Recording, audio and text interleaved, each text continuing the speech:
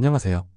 추석 연휴 동안 구독자가 떡상하여 무려 82명이나 늘었지만 구독자 257명밖에 안 되는 극소형 채널인 아파트 싸게 사서 비싸게 파는 전략을 함께 공부하는 아사리판 TV입니다. 회사 일보다 부동산이 더 재밌지만 눈에 밟히는 첫 자식 덕분에 회사를 그만둘 수도 없고 몰래 부동산 유튜브 하고 있는 거 팀장님이 알게 되면 혼날 수도 있어서 AI 목소리를 빌려서라도 팀장님 몰래 영상을 제작하오니 이해 바랍니다. 추석 연휴 시작할 때 올렸던 이재명 정부의 세 번째 부동산 규제 대책 전망 영상. 정말 많은 분들이 관심을 가져주셨습니다. 그래서 오늘은 단순히 규제가 나온다더라 하는 예측에서 그치지 않고 각 예상 규제에 대해서 우리는 어떻게 대응하면 되는지에 대한 내용으로 2탄을 준비했습니다. 우리 팀장님께 보고하듯이 PPT 장표로 만들어서 설명하기 때문에 머리에 쏙쏙 박힐 것입니다. 이 내용 모르시고 수도권 아파트 샀다간 세금으로 몇천만 원 쉽게 나갈 수 있으니 꼭 공부하시길 바랍니다. 자, 이제부터 본론 들어갑니다. 자, 들어가자. 시작할게요. 정부가 꺼낼 수 있는 규제 카드를 이전 영상에서 이 표와 같이 세 가지로 정리해봤는데요. 첫 번째는 거래 규제입니다. 대표적으로 토지거래 허가구역 확대를 들 수 있을 것 같고요. 두 번째는 대출 규제인데요. 조정지역 확대를 통한 주택담보대출 비율인 LTV, 연봉 대비 대출 한도인 DSR 강화로 대출 축소, 주택수 따른 세금 중과, 그리고 직접적인 대출 한도 축소 및 전세대출까지 건드릴 수 있다는 거고요. 마지막 세 번째는 세금 규제입니다. 취득 단계, 보유 단계, 매도 단계마다 세금을 강하게 물려서 시장의 수요 자체를 꺾는 방식입니다. 이전 영상에서 설명드렸던 내용을 간단히 설명드리면서 각 케이스별로 어떻게 대응할지 말씀드리겠습니다. 자, 먼저 거래 규제입니다. 가장 강력하게 나올 수 있는 카드가 바로 토지거래 허가구역 확대예요. 지금 강남, 서초, 송파, 용산 같은 핵심 지역은 이미 허가구역으로 묶여있죠. 그런데 이번 3차 대책에서는 이 범위가 크게 늘어날 가능성이 있습니다. 예를 들어 최근 몇 달 동안 가파르게 오른 마포, 성동, 광진, 강동 같은 한강벨트 지역, 그리고 과천, 분당, 광명까지 이런 곳들은 과열 신호가 명확하게 잡히고 있거든요. 정부 입장에서는 더 이상 놔두기 힘든 상황입니다.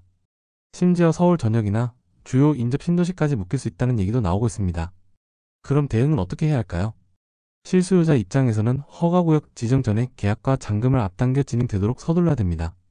이렇게 말씀드린 이유는 6.27 대책에서도 마찬가지로 가계약금만 걸어놓은 계약은 규제를 맞았기 때문에 이번 대책에서도 규제를 피하기 위해서는 계약을 서둘러야 된다고 말씀드린 것입니다. 그리고 토지거래 허가구역이 한번 지정되면 최소 2년 실거주 요건이 따라오기 때문에 투자 목적의 매수는 거의 불가능해집니다. 투자자라면 단기 매수는 피해야 합니다. 규제를 맞았다는 것은 어느 정도 단기 급등을 했다는 의미로 규제 지정 이후에는 거래량이 급격히 줄고 사실상 매매가 얼어붙거든요. 대신 비규제 지역이나 외곽으로 분산해서 기회를 찾는 게 전략이 됩니다. 다주택자의 경우 증여나 못난이 주택에 대해 보유를 할지 매도할지 결정을 서둘러야 합니다. 규제 전에 들고 갈 물건과 매도할 물건을 빨리 정리하여 손보지 않으면 주택수 때문에 움직이기가 어렵기 때문입니다. 그래서 지정 전에 움직여야 한다는 게 늘 핵심 포인트죠. 두 번째로 예상되는 규제 카드는 대출 규제입니다.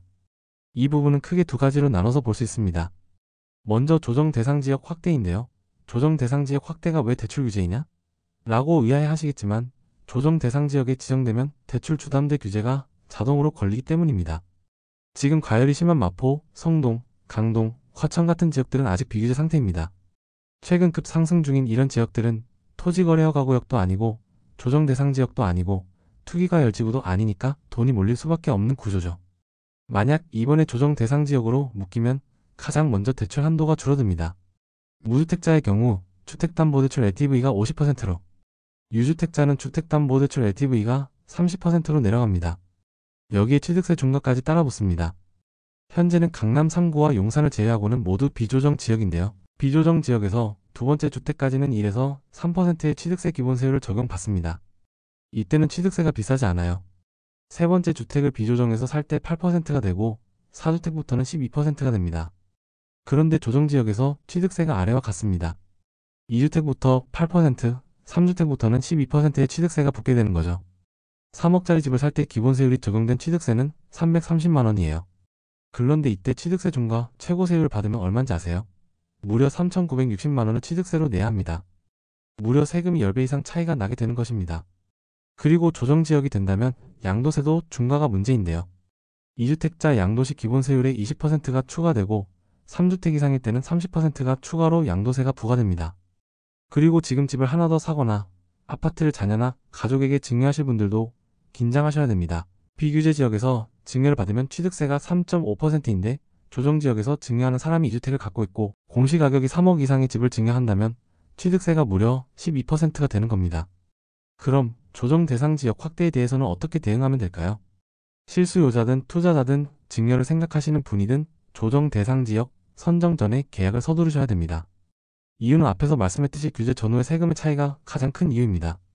우선 실수요자는 한 채 매수할 때 최대한 본인이 살 수 있는 최대한 비싼 집을 사야 됩니다. 왜냐하면 실수요 한 채는 취득세, 양도세 중과가 없기 때문이고요.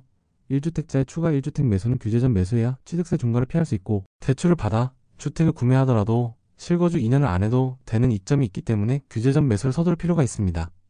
그리고 가족에게 증여를 하실 분은 앞에서 말씀드렸듯이 비조정일 때는 3.5%의 취득세만 내면 되지만 조정 대상 지역으로 선정이 된다면 취득세가 지방세 포함 시 13.2%라서 현재 비조정 지역일 때 증여를 해놓는 게 세금 측면에서 유리하실 겁니다. 마지막 규제 카드는 바로 세금 규제입니다.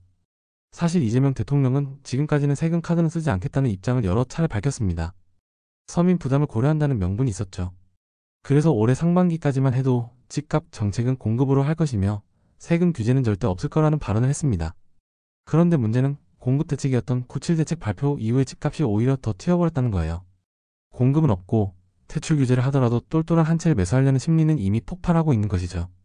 거래 규제만으로는 사람들 마음속 깊이 자리 잡은 똘똘한 한 채의 욕망을 막을 수는 없는 것 같습니다. 그러다 보니 결국 정부가 마지막에 꺼낼 수밖에 없는 게 바로 세금 카드라는 거예요. 세금 규제는 크게 세 가지 정도로 예상해 볼 수 있는데요. 우선 아파트를 살 때 부과되는 취득세 중과부터 이야기해보면 다주택자를 제약시해 온 진보 정부가 이걸 풀어줄 가능성은 사실상 없다고 봐야 합니다. 부동산에 조금이라도 관심 있는 분이라면 충분히 예측할 수 있는 부분이죠. 앞에서 조정 대상 지역 선정할 가능성이 높다고 했는데 2주택부터 취득세가 8%, 3주택이면 12%까지 취득세가 치솟기 때문에 규제 지역 확대가 되면 세금은 자동으로 증세가 되는 것입니다.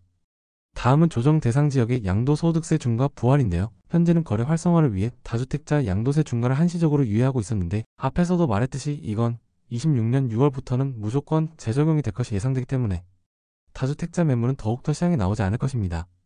결국 공급은 더욱더 줄고 그만큼 가격은 다시 상승할 것으로 예상이 됩니다. 그리고 마지막으로 보유세 인상 가능성인데요. 종합부동산세, 재산세 같은 보유세는 윤석열 정권에서는 완화해줬는데 진보정부에서 항상 그럴듯 세율을 높일 가능성이 높습니다. 국토부 장관은 이미 보유세를 높여야 된다는 이야기를 하고 있거든요. 만약 현실화된다면 다주택자는 물론이고 1주택 고가 아파트 보유자들에게도 부담이 커집니다.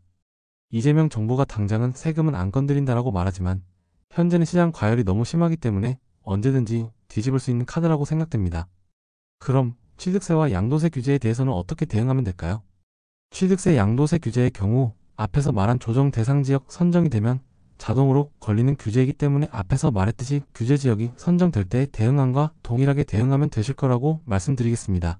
그리고 참고로 문재인 정부 당시 걸어놓은 취득세와 양도세는 너무 강력하기 때문에 이것보다 더한 규제는 없을 거라고 생각합니다.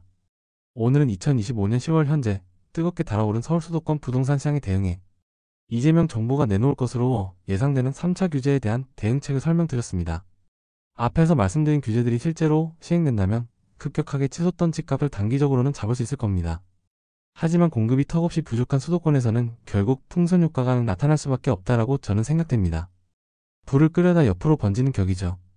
그래서 이번 대책도 근본적인 해법이라기보다는 수요를 순간적으로만 억제를 하는 미봉책일 거라 예상됩니다.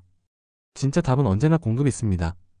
시장은 결국 수요, 공급, 그리고 유동성으로 움직인다는 사실 꼭 기억해야 됩니다.